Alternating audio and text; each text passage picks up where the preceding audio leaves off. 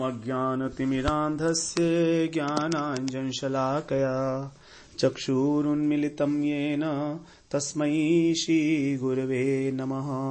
वन्देऽहं श्रीगुरो श्रीयुत्पदकमलं श्रीगुरून् वैष्णवांश्च श्रीरूपं साग्रजातं सहगण रघुनाथान्वितं तं सजीवं साद्वैतं सावधूतं परिजनसहितं कृष्ण चैतन्यदेवं श्रीराधा कृष्णपादान् सहगण ललिता श्रीविशाखान्वितांश्च तमादिदेवं करुणानिधानं तमालवर्णं सुहितावतारम् अपार संसार समुद्र सेतुं भजामहे भागवत स्वरूपम्। हे देव हे दैत हे भुवनैक बंधो हे कृष्ण हे चपल हे करुणैक सिंधो हे नाथ हे रमण हे नयनाभिराम हा हा कदानुभवितासि पदं दृशोर्मे। श्री कृष्ण चैतन्य प्रभो नित्यानंद श्री अद्वैत गदाधर शिवसदी गौरभक्त वृंद। हरे कृष्ण कृष्ण कृष्ण हरे हरे हरे राम राम राम हरे हरे। हरे कृष्णा। सर्वप्रथम मैं अपने गुरुपाद पद्म ओम विष्णुपाद अष्टोत्तर शत श्री श्रीमद् भक्तिवेदांत माधव गोस्वामी महाराज के चरण कमलों में अनंत कोटि दंडवत प्रणाम ज्ञापन करता हूं। हम लोग दशम स्कंध में और 27वां अध्याय हम लोगों ने श्रवण किया, किस प्रकार भगवान ने गोवर्धन धारण करके इंद्र के गर्व का शमन किया, उसके गर्व का खंडन किया। अब 28वें अध्याय में भगवान जो हैं इंद्र की भांति ही जो जल के अधिपति हैं वरुण देव, इनके गर्व का भी खंडन जो है कर रहे हैं। तो इस प्रकार से यहां पर ये लीला है 28वें अध्याय की। वरुण लोक में नंद बाबा जब जाते हैं, ले जाते हैं उनको वरुण के दूत, तो कृष्ण उनको छुड़ाकर लाते हैं वहां पर, और जितने भी गोप हैं उन सबको वैकुंठ का दर्शन कराते हैं भगवान। तो यहां कह रहे हैं श्री बादारिणी उवाच एकादश्याम निराहारः समभ्यर्च्य जनार्दनम स्नातुम नंदस्तु कालिंद्या द्वादश्याम जलमाविशत। सुखदेव जी कह रहे हैं कि नंद महाराज ने कार्तिक की शुक्ल पक्ष की एकादशी को उपवास किया, निर्जल एकादशी को, निर्जल उपवास किया उसका, और फिर भगवान जनार्दन की पूजा की। फिर द्वादशी तिथि में द्वादश्याम स्नान करने के लिए यमुना के जल में प्रवेश किया। तो यहां पर ये जो है बताया जाता है कि जलम आविशत, जलम एकादशी का उपवास करके पूजा अर्चना करके उनकी, और जो थोड़ी सी द्वादशी अवशिष्ट थी उसमें पारण करने के लिए उन्होंने अरुणोदय से पहले ही स्नान किया। तो शास्त्रों की आज्ञा इस प्रकार की है कि यदि पारण के दिन यदि द्वादशी बहुत कम रहती है, अर्धकला अर्थात तब जो है मध्य रात्रि के बाद जो है स्नान किया जा सकता है,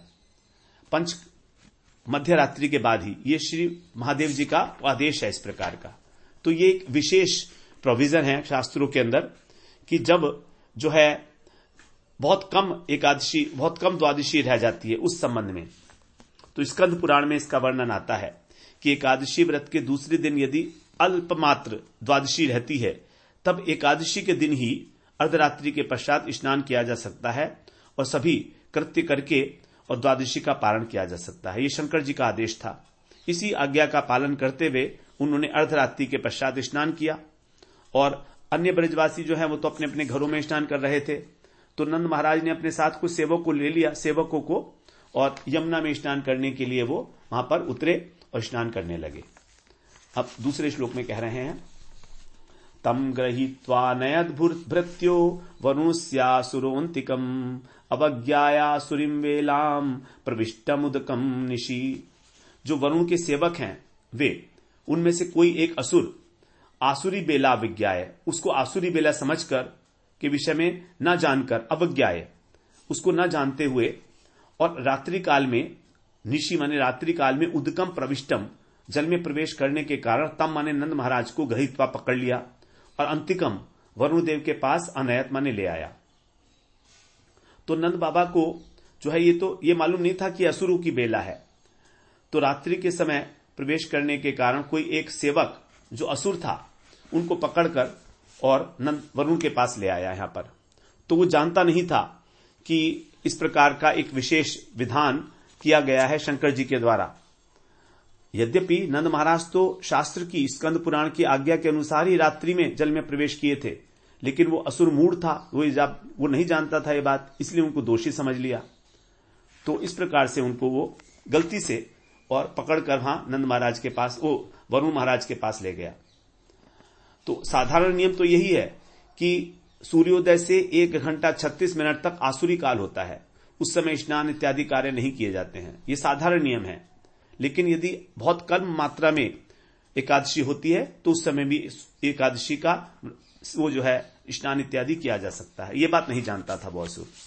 अब तीसरे श्लोक में कह रहे हैं, चक्रुषुस्तमश पश्यन्तः कृष्ण रामेति गोपकः भगवान सदुपुश्रुत्य पितरम वरुणाहृतम तदंतिकम गतो राजन स्वानाम भयदो विभू। जो भगवान, जो नंद महाराज के अनुचर थे, तम माने नंद महाराज को अपश्यंत न देखकर, जब देख नहीं रहे तो उन्होंने हे राम हे कृष्ण इस प्रकार से ऊंचे स्वर में बुलाया। और हे महाराज परीक्षित, स्वानाम अपने भक्तों को जो अभय पद देने वाले हैं, अभयदम अभय देने वाले भगवान सर्वव्यापक श्री कृष्ण, तत्उपश्रुत्य उस पुकार को सुनकर पितरम पिता के द्वारा जो वरुणाहर्तम वरुण के द्वारा अपहरण कर लिया गया था यह जानकर तदंतिकम गतः वरुण के समीप गए तुरंत।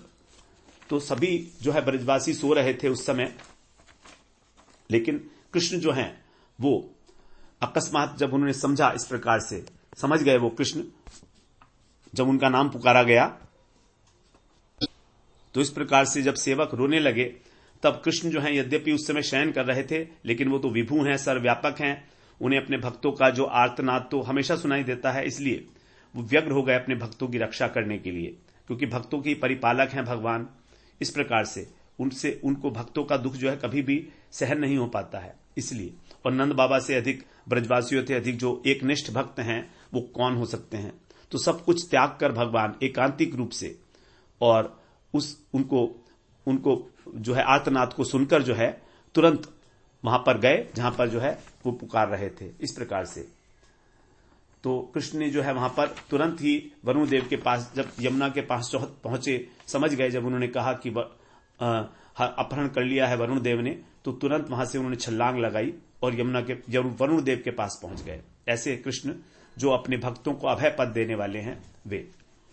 प्राप्तम वीक्ष ऋषिकेशम लोकपालः सपर्यया महत्या पूजयित्वा तर्दर्शन महोत्सव।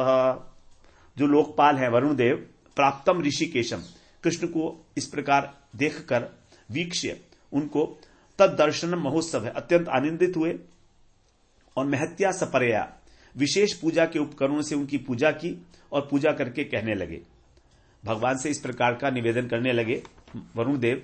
तो वरुण देव को बड़ा आश्चर्य हुआ, विस्मय हुआ, मन में सोचने लगे कि ये जो है ऋषिकेश हैं, संपूर्ण इंद्रियों के स्वामी हैं, मेरे नयन गोचर हो गए, कैसे संभव हो गया। बड़ा आश्चर्य का विषय है, किसी का कोई महत्वपूर्ण रहा होगा, क्योंकि ये तो योगेंद्र मुनीन्द्र शेष शिव नारद के भी ध्यान के अगोचर हैं और मैं तो अत्यंत मूढ़ हूं, देवताओं में अधम हूं।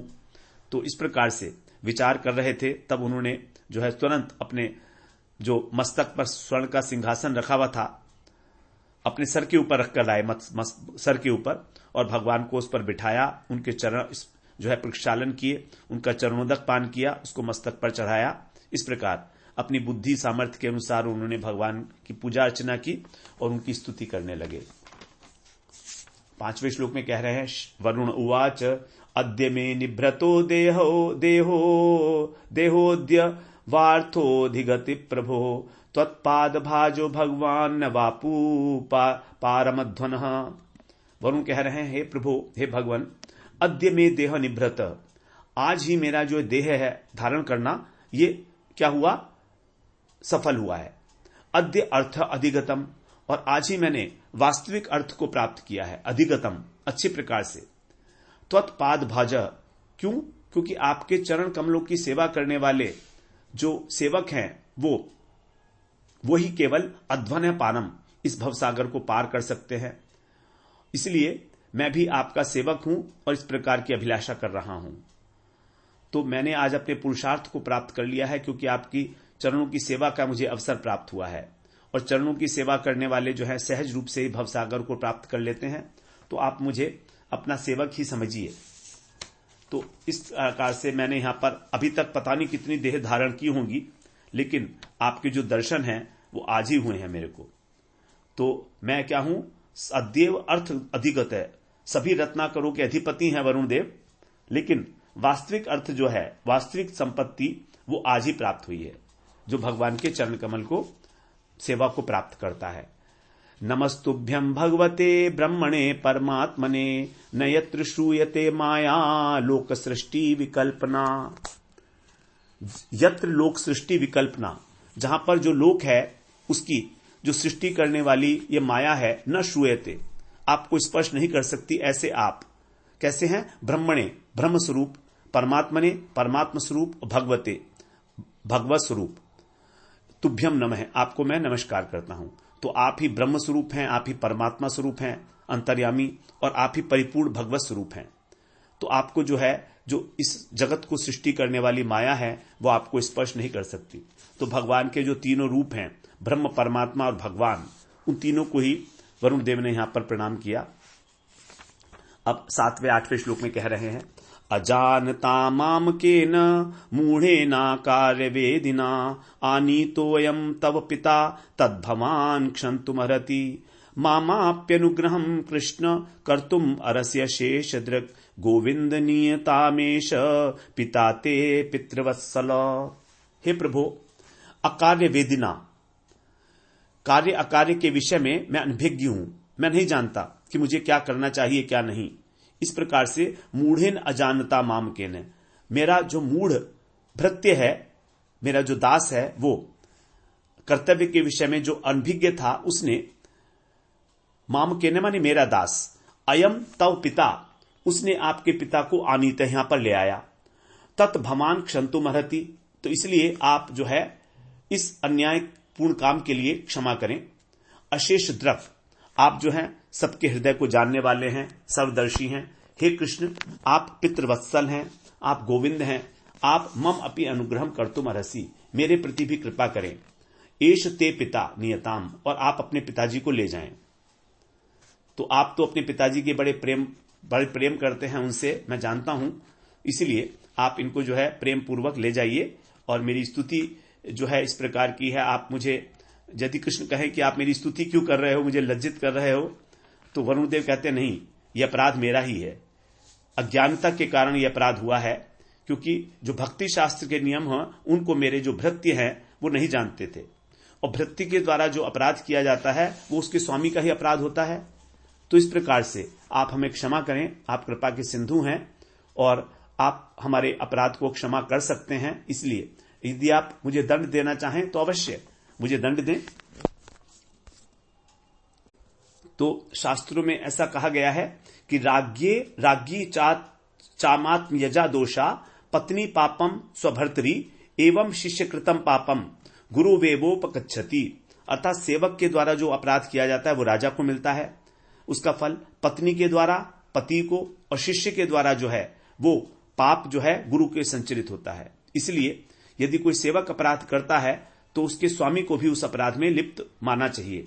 इस प्रकार ये मेरे सेवक जो है नंद महाराज को अन्याय पूर्वक ले आए, अज्ञानी हैं, वो भक्ति शास्त्र जो शिव जी के द्वारा कहा गया है उसको जानते नहीं थे, और कि द्वादशी के दिन पारण की रक्षा करने के लिए यदि आसुरिक काल में स्नान किया जाए तो कोई दोष नहीं है। ये परम मूढ़ हैं, तो आपके भक्तों से कैसे व्यवहार करना चाहिए ये नहीं जानते हैं। इसलिए, और आपके पिताजी जो हैं परम आदर के साथ विराजमान हैं, और आप उनके आगमन के कारण मैंने आपका भी चरणों के दर्शन किए, मेरा बड़ा सौभाग्य है। इसलिए अब आप उनको प्रीतिपूर्वक ले जाइए, मैं आपको उनको सौंप रहा हूं। इस प्रकार अब सुखदेव जी कह रहे हैं, श्री शुकुवाच एवं प्रसादितः कृष्णो भगवानीश्वरेश्वरः अदायागात स्वपितनम बंधूनांचा वहन मुदम। सुखदेव जी कहते हैं कि एवं इस प्रकार प्रसादित है, भगवान प्रसन्न होकर बंधु नाम अपने जो गोप थे उनके बंधु, उनका मुदम, उनका आनंद आवाहन, उनको जो है उनका आनंद करने के लिए स्वपितरम अपने नंद महाराज को लेकर अगात माने आ गए, ब्रज में आ गए। अगात माने इस प्रकार से सूर्योदय से पहले ही भगवान जो है ब्रज में आकर उपस्थित हो गए। प्रसन्न चित्त से उन्होंने इस प्रकार से अपने ब्रज में आगमन किया। अब आगे 10वें श्लोक में कहते हैं, नंदस्त्वतीन्द्रियम दृष्ट्वा लोकपाल महोदयम कृष्णे च सन्नितिम तेषाम ज्ञातिभ्यो विस्मतो अब्रवीत।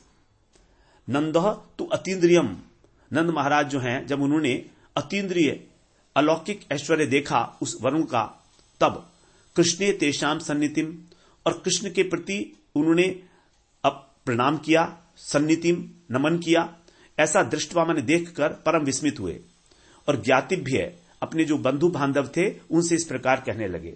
तो सारा वृत्तांत जो है नंद महाराज ने बताया कि किस प्रकार वरुण ने इस कृष्ण की वहां पर जो है उपासना की, इसको जो है अनेक प्रकार से सम्मान दिया।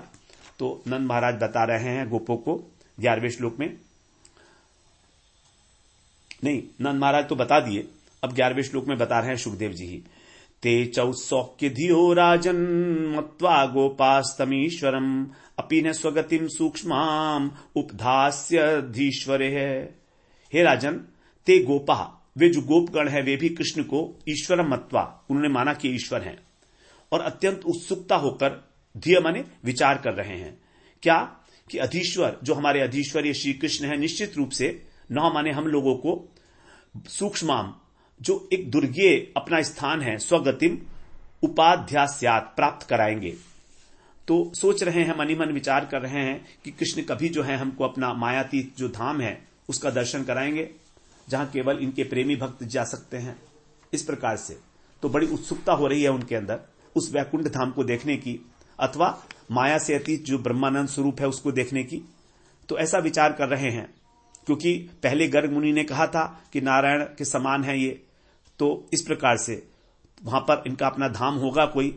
तो अब यहां पर कृष्ण को वो साक्षात नारायण का स्वरूप समझ रहे हैं, और ये कृष्ण जो हैं हम इनके संसारी बंधु हैं। तो कृष्ण जो है हमारा किसी का पुत्र है, किसी का भतीजा है, किसी का नाती है, सबको स्नेह करता है, इसलिए हमको भी अपनी अपनी जो हमारी अभिलाषा है उसको कहीं ना कहीं जो है पूरा करेंगे कृष्ण। इस प्रकार से उनका आशय है मन मन में। 12वें श्लोक में कह रहे हैं, इति स्वानाम से भगवान विज्ञायाखिल दृक् स्वयं संकल्प सिद्धये तेषाम कृपई तद चिंतयत। भगवान कौन है? समदर्शी, अखिल दृक् भगवान। स्वानाम, अपने ही गोपों का, इति मान इस प्रकार का जो मनोभाव था, विज्ञा जानकर, तेषाम संकल्प सिद्धये, उनका संकल्प सिद्ध करने के लिए कृपा पूर्वक एतत् अचिंतयत, ऐसा विचार कर रहे हैं। अब भगवान जो हैं विचार कर रहे हैं कि मेरे जो परिकर हैं इनका सबका एक इच्छा पैदा हुई है कि किस प्रकार से मायातीत धाम को मेरे दर्शन करें। तो भगवान सोच रहे हैं क्या करना है। 13वें श्लोक में कह रहे हैं, जनो वै लोक एतस्मिन् अविद्या काम अकर्म भी उच्चावचा सुगतिषु न वेद स्वाम गतिम भ्रमन। एतस्मिन् लोक, इस मर्त्य लोक में जो मेरे जन हैं ये ब्रजवासी, वही माने निश्चित रूप से अविद्या जनित काम्य कर्म से, कर्म के फल से उच्चावचासौ गतिषु, जो देवता इत्यादि योनियां हैं, उच्च और नीच योनियां हैं, उसमें मान रहे हैं अपने को। स्वाम गतिम भ्रमन, अपने को ऐसा मानते हैं कि हम भी साधारण जीव हैं, लेकिन न वेद, अपनी वास्तविक गति को नहीं जानते कि ये मेरे परिकर हैं साक्षात, क्योंकि इनका जो माधुर्य लीला में आवेश होने के कारण ज्ञान का अंश आच्छादित है। भगवान ने सभी परिकरों का ज्ञान अंश जो है आच्छादित कर रखा था योग माया के द्वारा, अन्यथा आस्वादन ही नहीं कर सकते थे वो कृष्ण का, नरवत लीला का। तो वो सोचते हैं कि हमारा जन्म भी ऊंची नीची योनियों में होता है, तो इसलिए अपने को सामान्य जीव की तरह मान बैठे हैं। इनकी जो वास्तविक गति है, क्योंकि ये तो वास्तव में मेरे ही परिकर हैं, गोलोक धाम से ही आए हैं सब के सब, इस प्रकार से वो नहीं जान पा रहे हैं। तो जब मेरे पिताजी ने वरुण लोक की संपदा देखी, तो अब वृंदावन को कुछ समझ ही नहीं रहे हैं ये। जैसे कोई अज्ञ व्यक्ति है, तो अगर नकली मोती दिखा दिया जाए, नकली चमक, तो असली को घटिया समझने लगता है। उसी प्रकार जो ब्रह्मा इत्यादि देवता मेरी पूजा कर रहे हैं वरुण, तो उसको पिताजी जो हैं अपने से उच्च मान रहे हैं, अर्थात अपने को उससे निकृष्ट मान रहे हैं, जबकि ये तो परम प्रेमी है मेरे, तो माधुर्य का आस्वादन करने के लिए ही ये मेरे पिता के रूप में यहां आए हैं। इस प्रकार से इन्हें ज्ञान नहीं है कि वैकुंठ और मुक्ति सब मेरे अधीन है और मैं उनके अधीन नहीं हूं। अहो महोदुपरी धिन्या वैकुंठाश्च गरीयसी, वैकुंठ की अपेक्षा मथुरा धन्य है और उस मथुरा से भी वैकुंठ वृंदावन धन्य है, जो हमेशा प्रलय काल में भी वृंदावन की कभी हानि नहीं होती है। इस प्रकार से तो बड़ा जो है भव्य है हमारा वृंदावन, इसकी महिमा को ये लोग जो है नहीं जान पा रहे हैं। तो अब सोच रहे हैं 14वें श्लोक में, इति संचित्य भगवान महाकारुणिको हरि दर्शयामास लोकम स्वम गोपानाम तम सह परम। ऐसा विचार करके जो परम करुणामय है, जो सर्वव्यापक विभू है, ऐसे भगवान कृष्ण ने उन गोपों को जो है तमसह परम, जो तमस है अर्थात प्रकृति से परे उनका जो ब्रह्म स्वरूप है, उस लोक का उन्होंने दर्शयामास, उस लोक का दर्शन कराया, वैकुंठ लोक का। तो वैकुंठ लोक कैसा है? वो भगवान बिल्कुल प्रकृति से परे है, प्रकृति के तीनों गुणों से। तो इस प्रकार भगवान सोचते हैं कि मैं पहले इनको ब्रह्म सुख और वैकुंठ का सुख अनुभव कराऊंगा और उसके बाद फिर इन्हें यह पता लगेगा कि वृंदावन ही सर्वोत्कृष्ट है। इसलिए उन्होंने सबसे पहले ब्रह्म स्वरूप को दिखाया और वैकुंठ लोक को दिखाया। तो वृंदावन से जो है वहां पर उनको तुरंत ही वहां पर पहुंचा दिया, जबकि वृंदावन का माधुर्य ब्रह्म और वैकुंठ लोक से बहुत उत्कृष्ट है, लेकिन तुलनात्मक के रूप से दिखाने के लिए पहले भगवान ने उनको ब्रह्म की प्राप्ति कराई। ब्रह्म की प्राप्ति मतलब सायुज्य मुक्ति। तो सायुज्य मुक्ति प्राप्त करके तो ब्रजवासी वापस आ नहीं सकते हैं, फिर उनको कैसे लेकर आए भगवान? तो इसके लिए कह रहे हैं कि वे तो विभू हैं, तो वे सायुज्य मुक्ति से वैकुंठ से निकालकर सब कुछ ला सकते हैं, क्योंकि वो तो आए हैं गोलोक धाम से। इस प्रकार से भगवान जो है उनको पहले ब्रह्मलोक के दर्शन करा रहे हैं। तो यहां पर ब्रजवासियों के द्वारा अपना जो स्वरूप है उसको भूलने का कारण क्या है? उनकी अतिशय प्रेम, कृष्ण के प्रति अतिशय प्रेम जो है उनके आत्मस्वरूप को भुला दिया। और फिर भी उनकी जो इच्छा थी भगवान का धाम देखने की, उसको भगवान ने जो है अपूर्ण नहीं रखा। इस प्रकार से उन्होंने अपने मायातीत धाम का दर्शन कराया और उनकी उत्कंठा को दूर किया। 15वें श्लोक में कह रहे हैं धाम कैसा था? सत्यम ज्ञानमनंतम यद ब्रह्म ज्योति सनातनम यद्धि परिषद पश्यन्ति मुनियो गुणापाये समाहिता। मुनः गुणापाये, मुनिगण जो गुण अपाये, निर्गुणता को प्राप्त करके, समाहिता माने समाधि की दशा में, यत माने उस स्थान का, पश्यन्ति दर्शन करते हैं। वो स्थान कैसा है? सत्यम, सत्य स्वरूप है, ज्ञान स्वरूप है, चिन्मय है और अनंत है, ऐसा ज्योति स्वरूप, स्वप्रकाश, सनातनम, नित्य है और ब्रह्म स्वरूप है। तो उस स्थान के विषय में बताया, चिन्मय, अपरिच्छिन्न, स्वप्रकाश, नित्य और ब्रह्म स्वरूप। समाधि में ही उसका दर्शन किया जाता है। तो यहां पर सत्य का मतलब है जो तीन कालों में अबाधित है, त्रिकाल अबाधित। ज्ञान स्वरूप का मतलब है जिसमें कोई जड़ता नहीं है, चिन्मय है। अनंत का मतलब है वो काल और स्थान की सीमाओं से परिच्छिन्न नहीं है। सनातन का मतलब एक ही रूप में अवस्थित है, ऐसा ब्रह्म। तो जब मुनि तीनों गुणों से अतीत होकर और समाधि लगाते हैं तब उनको उसका दर्शन होता है। तो इस प्रकार से भगवान ने कृपा करके गोपों को उसी प्रकृति से जो अतीत ब्रह्म है उसका दर्शन कराया। तो ब्रह्म वृंदावन का जो स्वरूप है वो तो उस ब्रह्मानंद से बहुत अधिक है, बहुत अधिक है। लेकिन यहां पर जो है उसको कहा गया ब्रह्म, उसको ब्रह्मलोक को कहा गया तमसह परम, अर्थात जो तमस से परे है, तमस से परे जो ब्रह्म स्वरूप है। इसलिए तो इस प्रकार भगवान ने जो है वहां पर उनको ब्रह्म स्वरूप का, जो ब्रह्म ज्योति का रूप है, उसको वहां पर दर्शन कराया उनको। अब आगे 16वें श्लोक में कह रहे हैं, ते तु ब्रह्म हृदम नीता मग्ना कृष्णेन चोधृता ददृशुर्ब्रह्मणो लोकम यत्रा कुरूरोध्यगात। यत्र माने जहां पर अक्रूर, ने निमग्न होकर ब्रह्म का दर्शन किया था। अध्यगात ते तू कृष्णेन, तो कृष्ण ने उनको, जो ते मतलब नंद महाराज इत्यादि जो गोप हैं, उनको ब्रह्म हृदम नीता, ब्रह्म हृद में लाकर और मग्ना, उनको मग्न कराया, अर्थात उनसे कहा कि तुम इसमें प्रवेश करो, और ब्रह्मण रूपम, अपने ब्रह्म स्वरूप का ददृशो माने दर्शन कराया। फिर कृष्ण ने उनको उद्धरता, वहां से उद्धार कर लिया। तो कह रहे हैं पहले उनको भगवान अक्रूर घाट पर ले गए, वहां पर जलाशय जो है उसमें डुबकी डलवाकर अपने ब्रह्म स्वरूप का दर्शन कराया।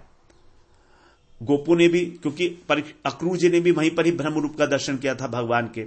इसके बाद उन्होंने वहां से निकाला उनको और अपने गोलोक धाम का दर्शन कराया। इस प्रकार से यहां पर बताया जा रहा है।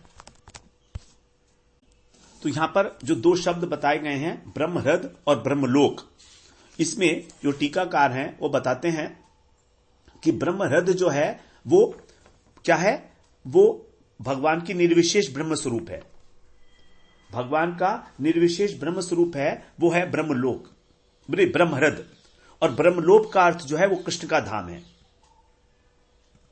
इस प्रकार की जो है श्रीधर स्वामी पाद ने व्याख्या की है, क्योंकि हृद जो होता है वो बहुत गहरा होता है, उसी प्रकार से ब्रह्म भी बहुत गहरा है, इसीलिए उसकी तुलना हृद से की गई है।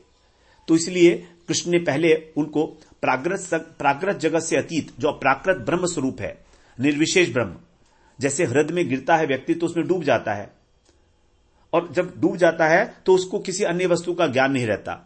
उसी प्रकार पहले कृष्ण उनको अपने प्रथम आविर्भाव, जो प्रथम प्रतीति है भगवान की ब्रह्म, निर्विशेष ब्रह्म, उसमें ले गए और तब उसमें निमग्न हो गए वो लोग। अब उसके पश्चात कृष्ण ने उनको वहां से निकाला और तब उनको ब्रह्मलोक का दर्शन कराया। तो ब्रह्मलोक जो है वो भगवान का, कृष्ण का अपना धाम है, वैकुंठ धाम। तो ब्रह्मलोक का मतलब है वैकुंठ धाम। निकालने का मतलब है कि वहां से उनको निकाल लिया, मतलब जो मग्न हो गए थे उनको किसी प्रकार का भी वो जो है चेतना नहीं रही थी, क्योंकि ब्रह्म जो है एक ऐसी वस्तु है जहां पर जो है किसी प्रकार का कोई आनंद नहीं है। फिर वहां से उन्होंने उनका उद्धार किया और कृष्ण लोक का दर्शन कराया। तो वहां पर जो ब्रह्म वस्तु का दर्शन करने का मतलब है उसकी केवल अनुभूति मात्र हुई, लेकिन जो कृष्ण लोक है उसका दर्शन किया। सिद्ध लोकस्तु तमसे पारे यत्र वसंती ही सिद्धा ब्रह्म सुखे मग्ना दैत्याश्च हरिणा हता। ब्रह्मांड पुराण में कहा है कि जो तमस के पार अर्थात माइक जगत से परे है उसका नाम है सिद्ध लोक। वहां पर ब्रह्म सुख में निमग्न जो सिद्ध लोग हैं, सिद्ध पुरुष हैं वे, और भगवान के द्वारा जो मारे गए दैत्य हैं वो वहां पर रहते हैं। चैतन्य चैतामृत में इसी प्रकार कहा गया है, वैकुंठ बहारे एक ज्योतिर्मंडल कृष्णेर अंगेर प्रभा परम उज्ज्वल। जो एक मंडल है ज्योति मंडल, वो कृष्ण की प्रभा है और उसको कहते हैं सिद्ध लोक नाम तार प्रकृति पार चित्त स्वरूप ताहा नाही चित्त शक्ति विकार। निर्विशेष ब्रह्म से ही केवल ज्योतिर्मय सायुज्य अधिकारी ताहा पाए लय। वहां पर जो है सायुज्य मुक्ति के अधिकारी उस निर्विशेष ब्रह्म लोक में, सिद्ध लोक जिसे कहते हैं, वहां पर जाते हैं। इस प्रकार से तो भगवान उनको वहां पर ले गए, जबकि भगवान के जो पार्षद हैं वो तो स्वभावतः ही माया मुक्त है, कृष्ण से प्रेम करने वाले हैं। तो केवल उनकी जिज्ञासा को शांत करने के लिए भगवान ने इस प्रकार से उनको ब्रह्म का अनुभव मात्र कराया। ब्रह्म का दर्शन नहीं होता है, केवल अनुभूति हुई। अब जब अनुभूति हुई तो उनको किसी प्रकार का जो है होश ही नहीं रहा। तो इस प्रकार से यहां बताया जा रहा है, जब कंस के द्वारा अक्रूर प्रेरित होकर अक्रूर जब आया था कृष्ण बलराम को लेने के लिए मथुरा की ओर आए थे, तो यहां पर ही आकर उन्हें स्नान किया था, जिसे अब अक्रूर घाट बोलते हैं, अक्रूर तीर्थ बोलते हैं। बिल्कुल जो है वृंदावन की एंट्री पर ही है। तो एक दिन अक्रूर घाटेर ऊपरे वसी महाप्रभु किछु करे न विचारे, एई घाटे अक्रूर वैकुंठ देखिल ब्रजवासी लोक गोलोक दर्शन पाइला। तो वहां पर जो अक्रूर तीर्थ है उसको ब्रह्महृद के नाम से जाना जाता है। वहां पर ही जो है यमुना में स्नान करने के लिए कहा गया, ब्रह्म तीर्थ में। इस प्रकार से यहां पर यह बात बताई गई है। तो अक्रूर तीर्थ का ही दूसरा नाम है ये ब्रह्महृद। ब्रह्महृद कोई नई वस्तु नहीं है। अब उस स्थान पे दर्शन कर उनको अनुभूति करा के फिर भगवान जो है उनको गोलोक धाम के दर्शन कराए हैं। तो अब 17वें श्लोक में कह रहे हैं, नंदादयस्तु तम दृष्ट्वा परमानंद निर्वृतः कृष्णंच तत्र छंदोभि स्तूयमानम सुविस्मितः। इस प्रकार जो है नंद इत्यादि जितने भी गोप हैं सबने देखा कि वहां पर वेद इत्यादि मूर्तिमान होकर भगवान की स्तुति कर रहे हैं। छंदोभि, छंद माने वेद, स्तूयमानम माने स्तुति। तो जब इस प्रकार कृष्ण की स्तुति हो रही है ये देखकर उनको बड़ा विस्मय हुआ और वे परमानंद में निमग्न हो गए। तो यहां पर जो है यही बात समझने योग्य है बस एक, कि कृष्ण की जो अत्यंत शक्ति के प्रभाव से उन्होंने पहले उनको ब्रह्म सायुज्य का अनुभव कराया और फिर उस ब्रह्म सायुज्य से ऊपर निकालकर उनको वहां से, क्योंकि वो एक हृदय की भांति है, जो उसमें चला जाता है वो डूब जाता है, क्योंकि उसका अपना ही ज्ञान नहीं रहता। वहां पर जो है दुखों की आत्यंतिक निवृत्ति होती है, लेकिन स्वरूप का ज्ञान विस्मृत हो जाता है। हम कौन हैं ये नहीं पता होता है ब्रह्मलोक में, सिद्ध लोक में। तो इसलिए भगवान ने उनका वहां से उद्धार किया। यहां पर इसीलिए शब्द प्रयोग किया गया उद्धार, उद्धरता, अर्थात उठाया, वहां से निकाला और निकाल के फिर उन्होंने अपने धाम को दिखाया। ब्रह्मण रूपम, तो पहले ब्रह्महृदम नीता, ब्रह्महृद में उनको निमग्न किया और फिर ब्रह्मण रूपम ददृशु, दर्शन कराया। दुख दो बातें हैं, जो निर्विशेष ब्रह्म है उसका दर्शन नहीं कराया बल्कि उसमें निमग्न कराया। निमग्न कराने का मतलब है अनुभूति मात्र। अनुभूति क्या, कि हम कुछ नहीं है, क्योंकि अब स्वरूप की विस्मृति हो गई आत्म तत्व की। तो ब्रह्म हृदम नीता मग्ना, ब्रह्म हृदय में लाकर उनको मग्न कराया और फिर ब्रह्मण रूपम ददृशु, अपने ब्रह्म स्वरूप का दर्शन कराया। तो ब्रह्म स्वरूप का जो दर्शन है वही है वैकुंठ। और वहां से फिर सबको जो है निकालकर गोलोक नामक धाम, जो वैकुंठ धाम है, उसको इस प्रकार से हम उसे समझ सकते हैं। तो गोकुलवासी जो हैं वो अत्यंत प्रेम करते हैं भगवान से और केवल उनकी इच्छा को पूरा करने के लिए ही भगवान ने इस प्रकार से ये लीला की है। तो ये जो सायुज्य मुक्ति है ये भक्तों के लिए किसी भी प्रकार जो है स्तवनीय नहीं है, इसकी स्तुति नहीं की जाती, ना ही वांछनीय है हमारे लिए ये, क्योंकि अंदर जो है जो ज्ञानी लोग हैं, सिद्ध लोग हैं, वही रहते हैं और जो दैत्य लोग हैं भगवान के हाथों से मारे गए वो भी वहीं पर रहते हैं। तो देखिए कितना एक निकृष्ट सा स्थान है।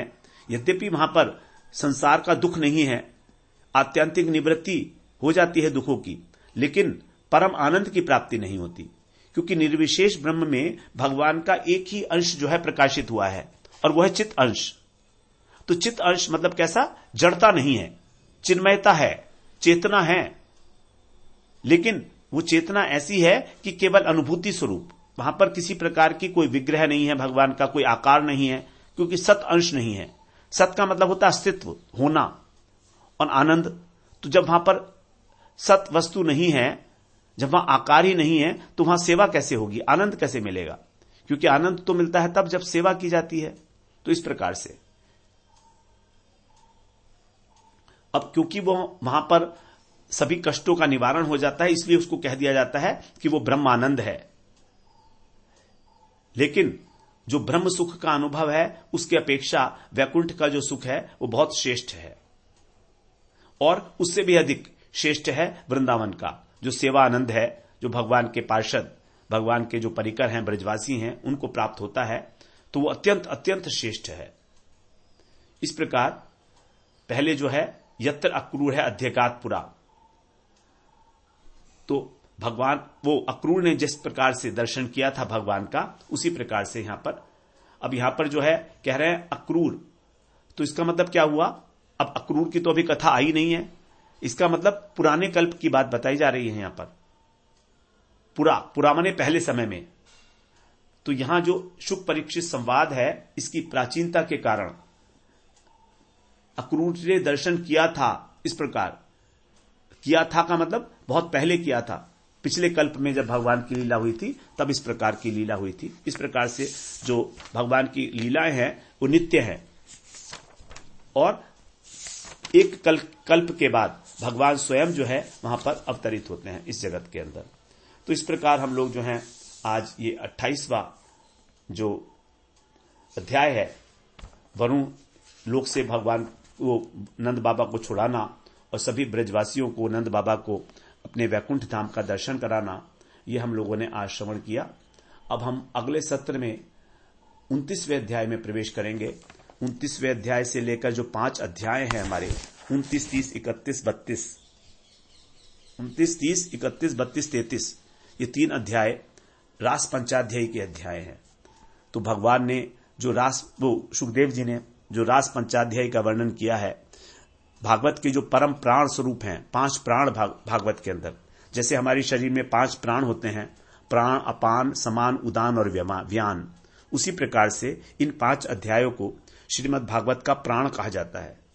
इसको समझने के लिए हमको पहले अपना बहुत सारी बातें, बहुत सारे सिद्धांत समझने होंगे कि भगवान ने जो गोपियों के साथ रास किया था उसका जो तत्व है वो क्या है, तात्विक विश्लेषण। क्योंकि भगवान के द्वारा गोपियों के साथ रास करना साधारण व्यक्तियों के लिए श्रवण करने योग्य ही नहीं है। वो इस प्रकार भगवान के अंदर जो है दोष बुद्धि कर सकते हैं। तो इसलिए हम लोग पहले कुछ सेशंस में उसके तत्व को श्रवण करेंगे, अपने को तैयार करेंगे कि हम लोग उस रास पंचाध्यायी में प्रवेश कर सके।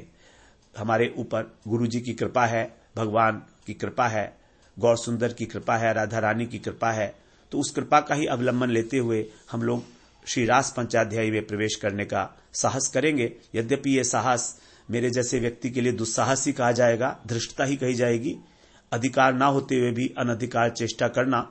लेकिन अब क्योंकि हमको भागवत का पाठ तो करना ही है, तो गुरु जी की आज्ञा से ही, उनको आज्ञा की शिरोधार करके उनके चरणों में बार बार नमन करते हुए ही हम लोग जो हैं इन 5 अध्याय के अंदर प्रवेश करेंगे।